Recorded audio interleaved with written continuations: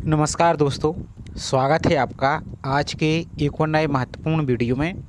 आज के वीडियो में हम देखने वाले हैं यूपीएससी यानी यूनियन पब्लिक सर्विस कमीशन संघ लोक सेवा आयोग के द्वारा आपकी जो विभिन्न प्रकार की पोस्टों के ऑनलाइन फॉर्म चल रहे थे, जो कि यहाँ पर आप देख सकते हैं। जैसे आपका assistant public prosecutor officer CBI public prosecutor आपका, जिसका एडवर्टाइजमेंट नंबर आपका 12/2025 था। साथ ही आपके जो ट्रेनिंग ऑफिसर के एग्ज़ाम थे, जिसमें आपके एडवर्टाइजमेंट नंबर 53/2025 है और आपका जो एडवर्टाइजमेंट नंबर आपका 54/2025 है। तो इन सभी की लास्ट डेट आपकी 9 सितंबर 2025 रखी गई थी। तो अब आप सभी की डेट को यहाँ पर बढ़ा दिया गया है और आपकी डेट यहाँ पर लास्ट डेट फॉर्म फिल की 9 सितंबर 2025 को यहाँ पर कर दिया गया है। अब दूसरी बात, इसके संबंध में जिसने फॉर्म फिल कर दिया है, यदि उनके लिए कोई एक्सपीरियंस डिटेल ऐड करना है, यदि फॉर्म में कोई मिस्टेक हो चुकी है और अन्य कोई भी जानकारी यदि आपको ऐड करना है, तो फिर आपको अब करना क्या है, तो ये सभी जानकारी इस वीडियो में यहाँ पर हम देख लेते हैं। साथ ही जिसने अभी तक फॉर्म को फिल नहीं किया है, तो ऑनलाइन फॉर्म आप जल्दी से जल्दी फिल कर दीजिए, क्योंकि लास्ट डेट आपकी सिर्फ 2 ही दिन बचे हुए हैं। तो कैसे फॉर्म को फिल करना है, जैसे आप असिस्टेंट पब्लिक प्रोसिक्यूटर या पब्लिक प्रोसिक्यूटर के लिए या जो आपके ट्रेनिंग ऑफिसर के फॉर्म है, इनकी पोस्ट के लिए अप्लाई करना है आपको, तो इन सभी के हमने चैनल पर वीडियो आपको बना दिए हैं। लिंक आपको डिस्क्रिप्शन में दे दी है। उस लिंक को देखकर अपने फॉर्म को आप पोस्ट के अनुसार, अपनी क्वालिफिकेशन के अनुसार फॉर्म को फिल कर सकते हैं। तो चलिए देखते हैं इसका जो ऑफिशियल नोटिस आया है उसको। साथ ही आप सभी से एक छोटा सा रिक्वेस्ट और है, चैनल पर आप यदि पहली बार विजिट कर रहे हैं तो चैनल को सब्सक्राइब करके जरूर रखिए और बेल आइकन पर भी प्रेस करके रखिए, और वीडियो को लाइक नहीं किया है तो वीडियो को भी लाइक जरूर कीजिए, इसी तरीके की रेगुलर अपडेट पाने के लिए। तो चलिए पहले इसमें ऑफिशियल नोटिस को देख लेते हैं। उसमें हम क्या महत्वपूर्ण जानकारी देखने वाले हैं। खासकर जिस भी अभ्यर्थी के फॉर्म में यदि कोई मिस्टेक हो चुकी है, तो उनको अब आप एडिट करना चाहिए या उनके लिए आपको क्या करना है, तो यूपीएससी ने क्या बोला है, तो पहले हम वो देख लेते हैं, फिर उसके आगे की प्रोसेस आपको कैसे क्या करना है वो यहाँ पर हम देख लेते हैं। तो यहाँ पर देखेंगे जो यूपीएससी के द्वारा यहाँ पर जो संशोधित यहाँ पर सूचना आपकी एक अलग से जारी की गई है। तो इसमें इन्होंने क्या बोला है कि जो आपके यहाँ पर पोस्टें थी, ये आपकी जो अलग अलग प्रकार की जो आपकी पहले वैकेंसी आई हुई थी, तो इसी का जो इनकी लास्ट डेट है, इसके संबंध में इन्होंने बोला है। यहाँ पर देख सकते हैं। अब सबसे महत्वपूर्ण आपको जानकारी क्या है वो समझ लीजिए। तो यहाँ पर देख सकते हैं, बाकी there and candidate with non teaching experience only were allowed to apply by the online recruitment application system for above mention vacancies.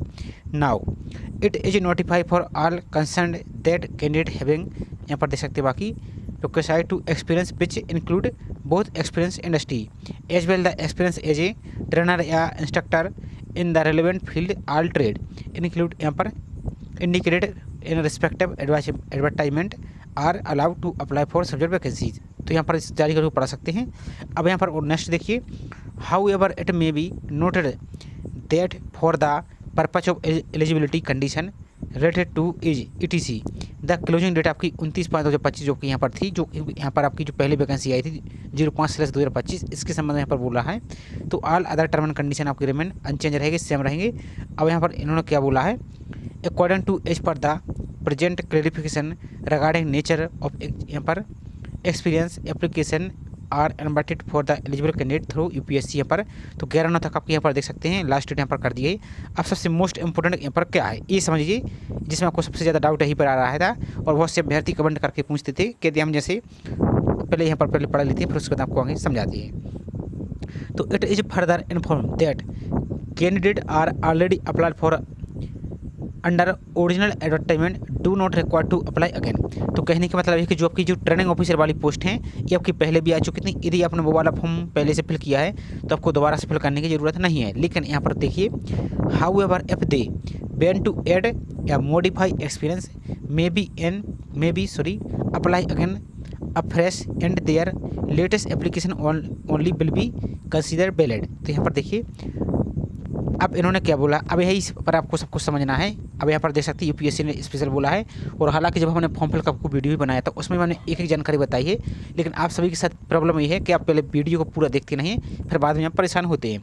तो आप सभी से रिक्वेस्ट है कि पहले वीडियो को पूरा जरूर देखा कीजिए, उसके बाद फिर भी आपको कोई डाउट है तो कमेंट करके आप पूछ सकते हैं। तो इन्होंने क्या बोला है कि यदि आपने पहले से फॉर्म फिल कर दिया है तो उसके लिए तो अब यहाँ पर आप एडिट या मॉडिफाई नहीं कर पाएंगे, ये बात आपको ध्यान रखना है। लेकिन यदि आपको कोई जानकारी एडिट करना है या कोई जानकारी मॉडिफाई करना है या कोई जानकारी जैसे एक्स्ट्रा ऐड करना है, आपके पास मान लीजिए कोई एक्सपीरियंस है तो उसको ऐड करना है, तो उसके लिए अब आपको करना क्या होगा, आपको जो पहले से फॉर्म है उसमें तो कोई चेंजेस नहीं हुआ, लेकिन आपको करना क्या है, नया mobile number, new mobile number और नया ईमेल आईडी यूज करके पहले आप OTR बना लीजिए। और एक बात और आपको अभी हम क्लियर कर दें, जिसके माध्यम से आपने हाल ही में जो आपका EPFO EPFC का फॉर्म फिल किया है, या आपने सिविल सर्विस का जो UPSC का IAS जो सिविल सर्विस वाला फॉर्म है, NDA CDS वाला फॉर्म फिल किया, जो अपने यूनिवर्सल जो OTR रजिस्ट्रेशन है वो फिल किया, तो ये अलग है और वो वाला अलग है। तो इसका आपको एक नया ईमेल आईडी यूज करके नया OTR आपको बनाना है आपको, और उसका यूज करके आपको दोबारा से नया फ्रेश फॉर्म फिल करना है।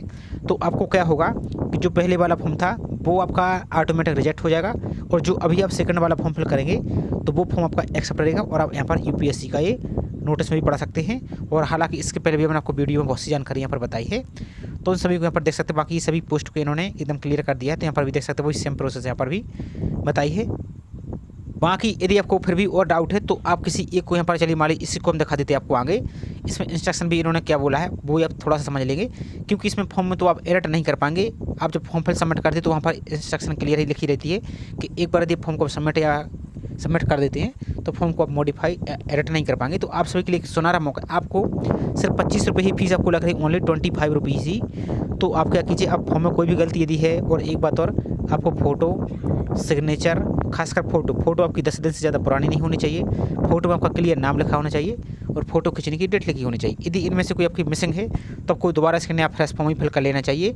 हमारी तो आपको यही सलाह है, और UPSC ने भी इसी प्रकार से क्लियर आपके लिए बोला है, तो इस बात का आपको ध्यान यहाँ से रखना है।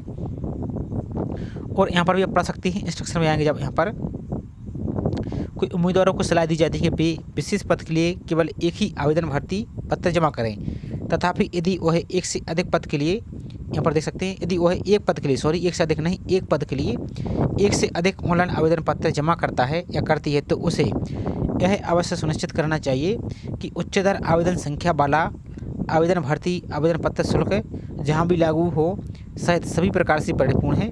जो आवेदक एक से अधिक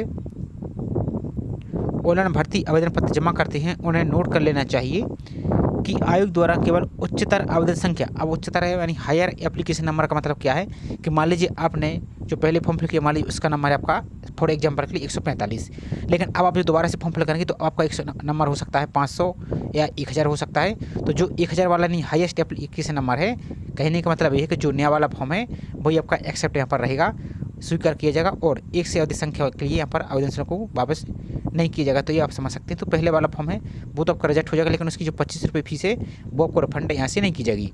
तो इन सभी जानकारी को यहाँ पर पढ़ सकते हैं। यदि फॉर्म में कोई मिस्टेक है तो उसको आप एडिट के बदले आप दोबारा से एक नया फ्रेश फॉर्म ही फिल कर लीजिए, और आपके लिए 11 सितंबर लास्ट डेट आपको कर दी, 2 दिन आपके लिए बढ़ा दिया गया है। तो आपके लिए जिसने फॉर्म फिल नहीं किया है तो आप जल्दी से जल्दी फॉर्म को फिल कर दीजिए।